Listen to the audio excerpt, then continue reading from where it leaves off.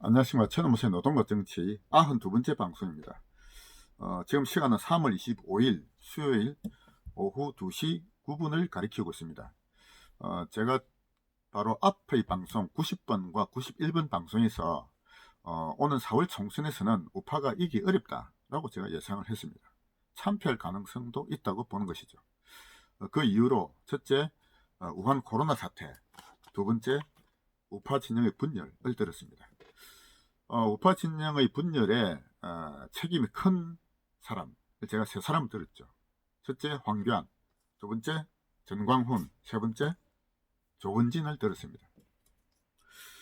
앞으로 이제 총선에서 우파가 지고 소위 좌파 현 정권이 과반수 이상, 과반수의 그 득표를 얻고 그들이 다수를 차지하면은 앞으로 정책이 어떻게 바뀔 것인지 예상을 한번 해보겠습니다. 그들은 점점 국가주의적 방향, 즉 사회주의, 전체주의적 방향으로 가고자 할 것입니다. 개인과 기업의 자유를 점점 침해하고 국가가 모든 것을 주도하는 방향으로 이끌어 가려고 할 것입니다. 그리고 북한과 연방제 통일을 추진하겠죠.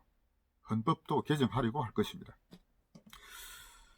그런 방향이 예상되는 데 대하여 이런 우파 시민들이 어떤 그 대처하는 방향은 한 세 가지로 예상합니다. 첫째, 더 이상 정치에 신경 쓰기 싫다 자포자기하는 사람들도 많아질 거라 봅니다. 그동안 참으로 나름대로 많은 노력은 했지 않습니까?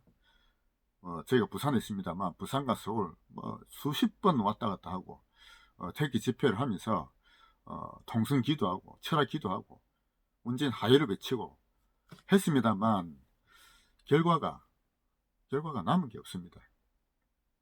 그래서 이제 더 이상 기대할 수도 없다, 해봐도 안 되겠다 라고 포기하는 분들이 분명히 나올 거라 봅니다. 그리고 두 번째, 이 가면 갈수록 점점 개인의 자유, 기업의 자유가 이제 침해당하면서 나중에 더 큰 재앙이 닥치기 전에, 즉 재산이 다 몰수되기 전에 이 나라를 떠나자라는 분도 분명히 계실 거라 봅니다. 그래서 이민을 가는 분도 분명히 많을 것이다 라고 생각합니다. 자, 세 번째, 침묵해서도 안 되고 자포자기해서도 안 되고 외국으로 이민 가서도 안 되고 이 땅에서 그래도 우리 아이들, 자식들과 손주들의 미래를 위해서 그런 어떤 사회주의, 전체주의로 가는 길을 막아야 되겠다라고 투쟁해야 되겠다라고 생각하는 분들도 계시겠죠. 저는 그런 제3의 길을 제시하고자 하는 것입니다. 그런데 이제 어떻게 할 것이냐가 문제죠. 어떻게 할 것이냐. 저는 지금까지 그 우파 진영이 소위 태극기 시민 세력이 해왔던 방식에 대해서 뭔가 어떤 근본적인 전환이 이루어져야 된다고 생각합니다. 그동안 그 태극기 우파 시민의 그 투쟁 방식은 어떻습니까?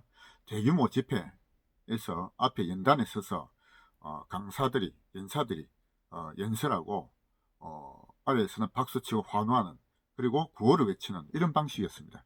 그리고 행진하고 시위하고. 그런데 그런 방식 가지고는 이제 더 이상 안 되겠다는 것이죠. 제가 생각하는 방식을 한번 말씀드려 보도록 하겠습니다. 일종의 비유일 수도 있는데요.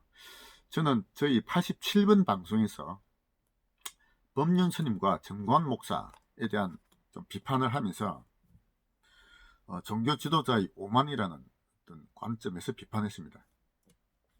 그리고 그 방송의 말미에 큰바위 얼굴을 제가 예시를 했습니다. 그래서 저는 큰바위 얼굴을 한번 떠올릴 필요가 있다고 생각합니다. 나다넬 호돈이라는 분이 쓴 이 소설이거든요. 나다넬 호돈이라는 분이 쓴 큰바위 얼굴은 아주 짧은 단편 소설입니다. 이 소설에서 그 마을에 뒷산에 큰 바위가 햇빛을 받으면 아주 인자한 참 위대한 인물로 보이는 그런 큰 바위가 있는데, 그 큰 바위의 얼굴을 닮은 위인이 이 마을에서 나타날 것이다 라는 전설이 있었다고 하죠. 그래서 그 큰바의 얼굴을 닮은 사람인가 하고 이제 기다리면서 상인, 군인, 정치인 중에서 아주 뛰어난 분들이 배출됐습니다만, 그러나 볼 때마다 이 사람 아니다 아니다 하면서 그 주인공이 어니스트라는 주인공이 하루하루 일상생활을 아주 성실하게 살아가면서 어느덧 자신이 큰바의 얼굴을 닮아가는 그런 어떤 모습을 보였다 하는 것이 그 큰바의 얼굴의 하나의 그 스토리인데요. 지금 이 시대에서 큰바의 얼굴이 어떤 인물이 돼야 될 것인지 라고 제가 이제 한번 생각합니다. 제 나름대로 생각해 봅니다. 그것은 제가 89번 방송에서 제가 차기 대통령감 찾기라는 제목으로 방송한 게 있습니다. 거기에서 우파의 위대한 지도자 4사람을 아주 장점을 이렇게 믹스한 그런 인물을 우리가 모델로 세워야 되겠다 이런 말씀을 제가 드린 적이 있습니다. 누구냐?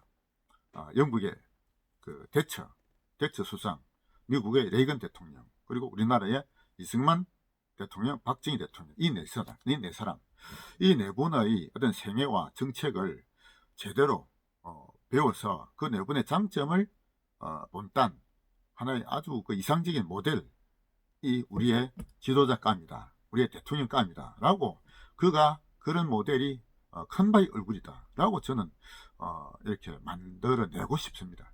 그래서 그런 큰바의 얼굴을 닮은 사람이 과연 누군지 찾아보는 것이죠. 그동안에 우리가 보아왔던 그런 인물들 다 저는 큰바의 얼굴의 후보자가 아니라고 생각합니다. 앞으로 누군가가 그런 큰바의 얼굴을 닮은 또 지도자가 나타날지 모르죠. 그런 인물이 나타나면은 그를 중심으로 다시 또 뭔가 희망을 가지고 운동을 해야 되지 않느냐 이런 생각합니다. 그리고 그런 지도자를 찾아서 큰바의 얼굴을 닮은 지도자를 찾는 것도 물론 필요하겠습니다만, 우리 그 우파 시민 개개인들, 적어도 이 나라를 그런 어떤 사회주의 전체주의로 가서 우리 아이들을 지옥으로 그렇게 그런 길로 방치해서는 안 되겠다라고 생각하는 우리 개개인들이 그런 큰바의 얼굴을 닮아가야 되겠다라고 생각합니다. 그래서 그럼 우리가 그럼 개개인이 큰바의 얼굴을 닮아가기 위해서 어떻게 해야 될 것인지, 저는 이제 제가 말씀드린 방향이 하나 있습니다. 지금까지의 태극기 시민 세력을 저는 학습 조직으로 전환해야 한다라고 저는 주장합니다. 학습 조직으로 전환해야 되겠다라고 하는 것이죠. 제가 저 앞에 74번 방송에서 제가 자유우파 진영의 최종 목표는 자유사회의 건설이 되어야 되겠다라고 제가 말씀드린 바가 있고요. 75번 방송에서는 그런 자유혁명의 단계는 2가지 단계가 있다. 첫째가 정신혁명, 두 번째 제도혁명이라는 말씀을 드린 바가 있습니다. 그리고 76번 방송에서 그런 자유혁명가의 자세는 진실에 복종하고 마음을 겸허하게 비워야 한다라고 제가 말씀드렸습니다. 그리고 81번 방송에서 총선 후 우파의 핵심 과제라고 해서 이념 전쟁에서 이념 학습의 중요성을 인식하고 태극기 세력을 학습 조직으로 전환하자라고 제가 말씀드린 바가 있습니다. 그리고 제가 생각하는 이제 그 어떤 자유진영, 자유혁명의 길로 가기 위해서는 소위 좌파들이 해왔던 그를 역으로 벤치마킹 해야 된다라고 저는 말씀드렸습니다.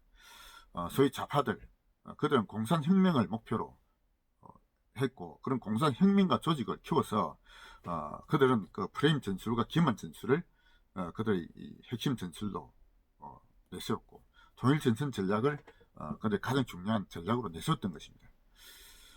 그런 어떤 좌파들의 어떤 그 공산혁명 전략을 벤치마킹한 자유혁명 전략을 저는 채택해야 된다라고 생각합니다.